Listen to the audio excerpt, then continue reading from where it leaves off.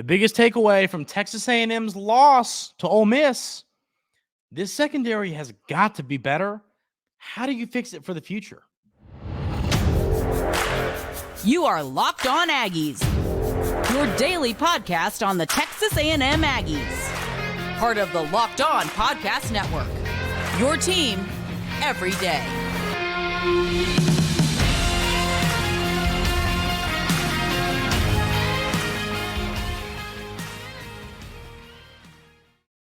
Welcome on into Locked On Aggies. I'm your host, Andrew Stefaniak. Thanks for making Locked On Aggies your first listen every single day. Today's episode is brought to you by LinkedIn. These days, every new potential hire can feel like a high-stakes wager for your small business. That's why LinkedIn Jobs helps find the right people for your team faster and for free. Post your job for free at linkedin.com/lockedoncollege. Terms and conditions apply. The secondary is really bad. Texas A&M secondary is really bad. Now, Damani Richardson, for example, he graded that well on PFF. He was fine. You had some guys out with injury. Tariq Chappell's banged up. Sam McCall got hurt. Josh DeBerry hasn't been great. You got the freshman Javon Thomas. There's a lot of moving parts here. But the question is, before we talk about the secondary, I do want to kind of add, my reason I'm talking future in this is the Aggies have now, with this loss, the Aggies have underachieved. If you beat LSU, great. 8-4 with a top 5 roster in college football is underachieving. All you everydayers that we've had this conversation, I think we all can agree on that. So we're obviously breaking down all the games, breaking down the rest of the season, but I mean, we're going to try and get a little bit more big picture. And the secondary has got to be better. How do you do that? Young talent is great, but at the end of the day, you have to hit on transfer players. Josh DeBerry has not been a hit. A guy people were really excited to see hadn't been a hit. Tony Grimes, I mean, we haven't even seen him. I still don't think he's a real person. He's never even been out there, it seems like. You know, I don't know if you can call that a miss. He's been hurt. I'm kidding around about him not being there. I mean, he's been hurt. We don't know the deal with him. Coach Fisher's been real quiet about his injury. But once again, I mean, that's kind of a swing and a miss. Sam McCall, he's different than DeBerry and Grimes. DeBerry and Grimes were older guys who have played a lot of college football. McCall, he's still a young guy. He can get better. I thought he was okay on Saturday. I thought it was okay. I don't think it was great. I think there's signs that he can be a great cornerback in the SEC for a long time. So I know he's banged up, but there's a future there with McCall. There's a future there with Javon Thomas. But at the end of the day, you still got to go get more guys. Right now, when it comes to recruiting class, you really just got Bussey committed. So you don't got a ton. Obviously, he's talented, but you don't have a ton of talent committed. You got safeties committed as well. I'm talking more corners. But point is, you have to hit on the transfer portal in this offseason, I think. I mean, you don't want to rely on freshman corners next year in this 2024 season. We're going to talk about the future a little bit today. Where do we go from here? And a lot of that's going to be 2024 oriented. Secondary's got to be better next year. If the secondary plays like this next year, the Aggies are not going to have a good season. There's definitely going to be a coaching change, and this thing's going to blow up. So secondary was bad in this football game. I think you could argue, except for maybe the one game you could kind of argue it was okay, was the Tennessee loss. And still, let's pull up those numbers here. I don't remember exactly how many. Milton. Yeah, no, the secondary was fine there. But in every other loss, I think you can really point a finger at the secondary. Truly, that Tennessee loss, they were fine. That was really on the offense not scoring. Every other loss, I think you can point a finger at the secondary. That's how bad they've been. A lot of this season falls down. I mean, you had one single receiver for Ole Miss with 213 yards. Harris did. I mean, can't happen. Secondary has got to be better, and you got to fix it for the future. That's going to take more continued success in recruiting high school players, and that's going to take better talent evaluation in the transfer portal. You got to find guys who can come in and succeed at the SEC level. DeBerry so far has not been the answer there. So you got to find those players in the portal this cycle. The next thing I have here is I thought the Aggies ran the football better. Was it perfect? No. I mean, you still 36 carries, 152 yards, 4.2 yards a carry. Amari Daniels, 12 for 70. Le'Veon Moss, 9 for 52. Le'Veon Moss, he was grimacing on the sidelines. He was hurt. I respect him. He was playing hurt. I have this feeling that you're not going to see Moss the rest of the season. The way Coach explained it, he was like, well, it doesn't need surgery, but it might be a week. We'll see him. I don't think you'll see Moss the rest of the year. If I had to guess, that's a guess. I don't know that for a fact, but he fought through it in this ball game, which all Aggie fans, I know he lose this football game, but I respect him for being out there and doing the best he could to fight for this team. But the Aggies ran the football better. Once again, you hate talking about a positive like this in a loss, but the Aggies did run the football better. Hopefully, you assume they're going to run the football against Mississippi State and Abilene Christian. I think they'll be able to run it pretty easy against LSU. But once again, we're starting to look future, and I think you got a stable of good running backs here. I think you could see a guy transfer out. I don't know who it would be. It seems like Ruben Owens, from some things I've heard, things I've seen, Ruben Owens is somewhat unhappy, which, he did have 6 carries in this game. I think yards per carry wise, he has definitely underperformed. 6 for 15, 2.5 yards a carry in this game. But it'll be interesting to see how the running back room shapes out in the future. But I think they ran the ball better in this football game. That's a positive thing to take away.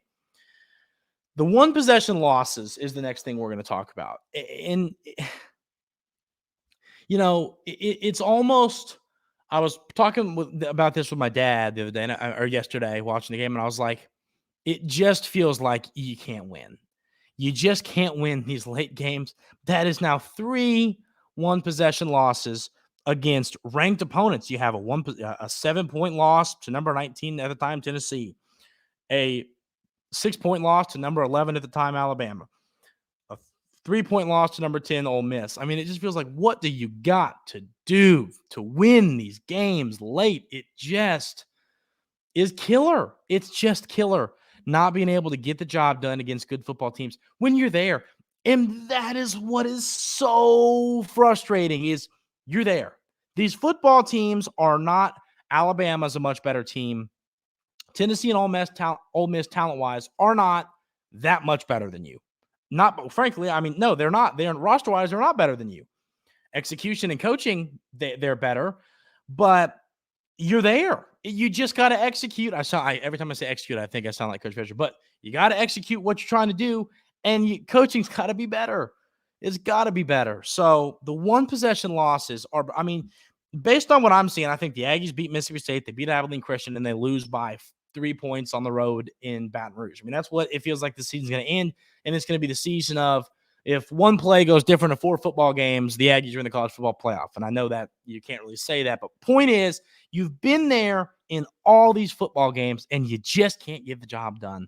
And it is becoming frustrating. I know all you Aggie fans out there feel the same way. It is just so, so painful to sit and watch this time and time again. So I don't know where you go from here. I don't know what you do. I don't know how you make this change, but you got to find a way to win close football games late, to win close football games in the fourth quarter, and the Aggies haven't done that. You only had 1 sack in this football game. That was on Texas A&M and I talked about, Jackson Dart, let me pull up the numbers on that, but he had been sacked. He's now been sacked 20 times. Yeah, he was 19 heading into the game. He's been sacked 20 times. He'd been sacked a little bit. It's not like nobody was, if we would have gone into this game and he had been sacked 8 times and you get him once, I'm like, okay, that's, I get it. But he'd been sacked, and there wasn't, and I'll tell you this, I saw a handful every time. We can sit here and we can knock coaches all we want. The one thing I always say a caveat to this is, Coach Jerk, and I'm going to say some things I wasn't super happy with. These coaches know more than we do. These coaches know more than I do. They know more than y'all do. It's just part of it. These coaches know ball, okay? But at the end of the day, there are things that we can see, I watch, and I see repeat themselves time and time again to where it becomes something bad's going to happen here. Watching the game with my dad, like I said. Watching the game, we're sitting there. I see 3 men rush. And I go, here comes a big play. Said it right to him. Immediately, big play. When the Aggies rush 3, the secondary doesn't hold up. I don't understand what is so confusing about that. I don't understand why the coaching staff can't look at that and go, when we send 4, 5, 6 guys, we're getting home every time because the quarterback, the secondary can hold up for a few seconds and we're getting pressure. When the quarterback has all month, someone's going to get open because our secondary isn't good. That is why it's so frustrating watching the 3-man rush. I don't get it. I really don't get it. It's got to be better. It's got to be better. You got to send more guys. I'd love an explanation on that. I know we don't get to hear from the other coaches, but I'd love an explanation on it. It just that's not where things need to be, and it is really hurting the Aggies. You got to get pressure in these games against teams that can throw the football. You really didn't all that much in this football game, and you lost the game. That's what it looks like to me. We're going to talk about Max Johnson. He did some things well. He did some things not well, and some different things that went on. More takeaways from this ball game coming up right here on Locked On Aggies.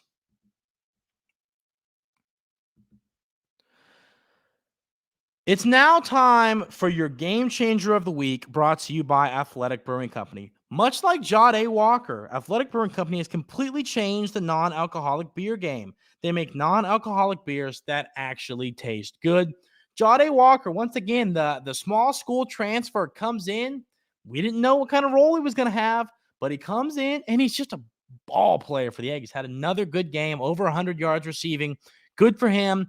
Glad to see him succeeding. He's a good player. Love seeing the small school, the non-D1 transfers, JUCO, D2, whatever, guys succeeding in college football and in the SEC, and that's what we're seeing with Walker. He's going to be a good player for a very long time. You can find Athletic Brewing Company's non-alcoholic brews at a store near you or buy online at athleticbrewing.com. First-time customers can use code LOCKEDON to get 15% off your first online order. That's code LOCKEDON at checkout for 15% off at athleticbrewing.com. Near beer, exclusions and conditions apply. Athletic Brewing Company, fit for all times. More takeaways from this ball game here today on Locked On Aggies. Talking about Max Johnson a little bit.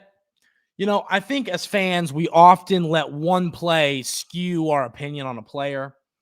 And I did that some, and I want to kind of not walk back statements, but walk back my own thoughts. And Max played a good football game. If you look at the numbers, we'll run through stats in segment 3, but he played a good football game.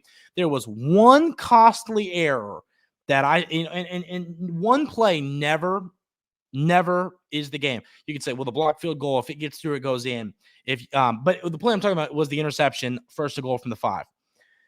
I would have liked to have seen a run play there. Le'Veon Moss proved he can run around the goal line this game. I would have liked to have seen a run play there, maybe a couple, and then you throw it. But that interception was costly. It was, and it was I talked about it on the reaction show. It was a miscommunication between Anaya Smith, Max Johnson, and Coach Fisher. It seemed like. I mean, it was. The announcer said that the throw should have been kind of with a little bit of velo velocity into the post, the goal post, that is. And the throw was kind of on the outside of that spot and like lobbed in there. And immediately Max Johnson kind of like, Anias, I don't know. Obviously, we don't know what he said, but he was, saying, what are you doing? And then, Coach Anias is like, what?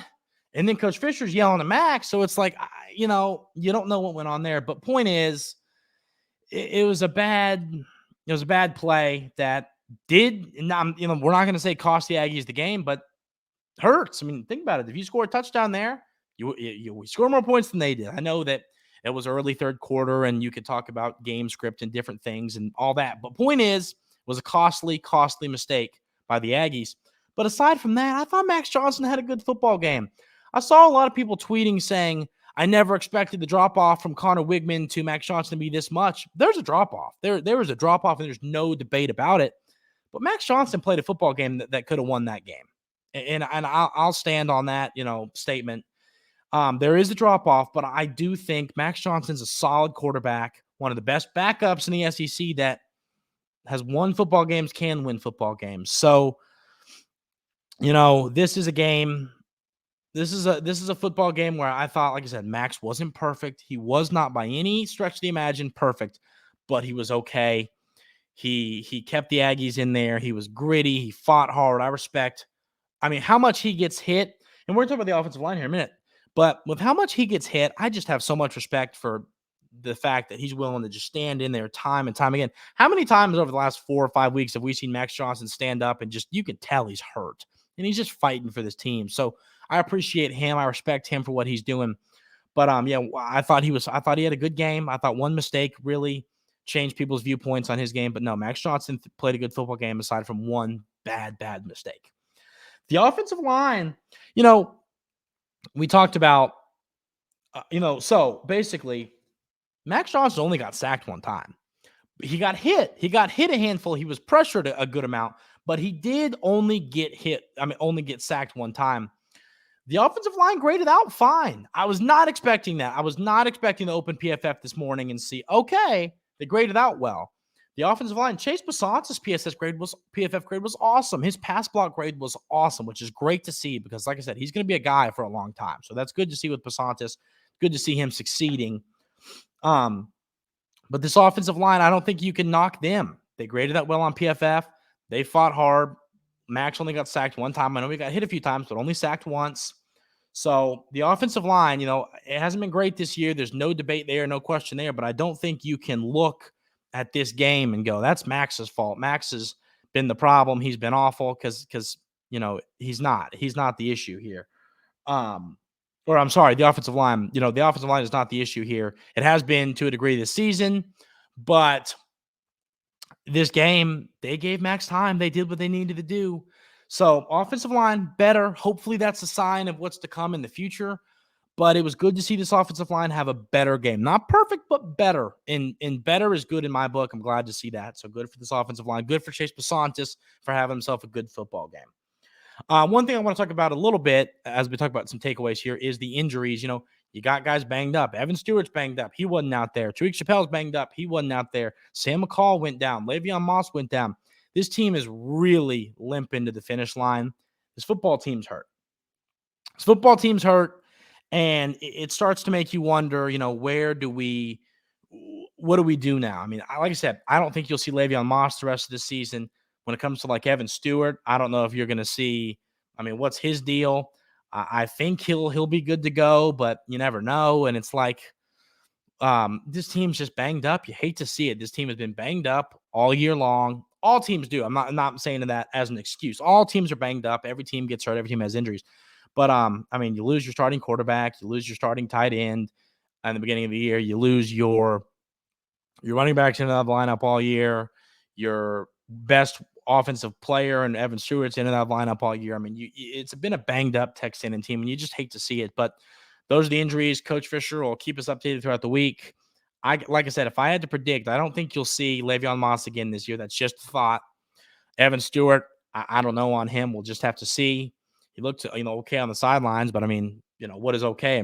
He's able to walk around, but it's a banged up football team, and that definitely isn't helping the Aggies. I have two more takeaways here, and one I have two words written: not clutch. This team, so clutch is both sides of the ball. You can say, well, Andrew, they were clutch, scoring that touchdown late in the game. That was clutch. Max Johnson was clutch. That was a clutch drive. That was a good job of moving the football, giving yourself a chance, taking the lead. But then, okay, offense was clutch. Now the defense has got to be clutch. The defense wasn't clutch. They let Ole Miss take the football right through that defense like butter, like a butter knife through a warm knife through butter, whatever the saying is. You know what I mean?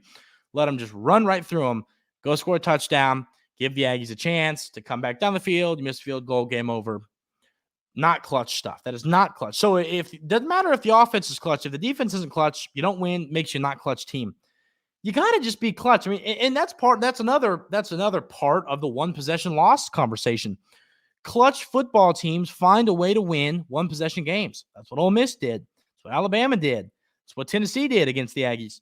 Those teams were more clutch than the Aggies were. Texas A&M has got to be more clutch than they have been.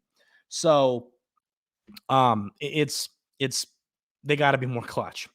The last thing I want to talk about takeaways wise before we run through some stats, and it's kind of a question. We're going to have this conversation this week on Locked On Aggies, probably later in the week, Thursday, Friday. So I want to raise this question and let y'all give me your thoughts so we can kind of have a back and forth almost. And I'll talk about this again later in the week. But what do we want going forward when it comes to coaching staff? What do we want going forward? And I'm just going to lay out the two sides and y'all tell me your thoughts. I mean, my immediate reaction here is if you pull the trigger and fire Coach Fisher, then if you decide to make that move, you're going to lose recruits. You're going to lose guys to the portal. Are you able to compete next year? The way I look at it is Texas A&M should be able next year to compete. Hopefully, should be able to compete for a national championship. Truly. Now, then you can go, well, Andrew, don't forget that would mean that the same coaching staff is here and they've been awful. They haven't been good. It's been a bad coaching staff that's made bad decisions and that's led to losses for the Aggies. True. So that's why it's like, here's the question. Here's how I'll formulate the question.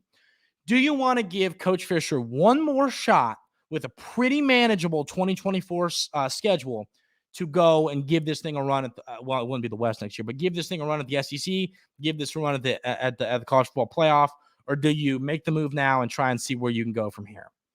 That's the question. I lean toward one more year, and if it goes bad, done. That's where I lean. I want to hear your all's thoughts on this conversation. If you think you pull the trigger now on this decision, let me know.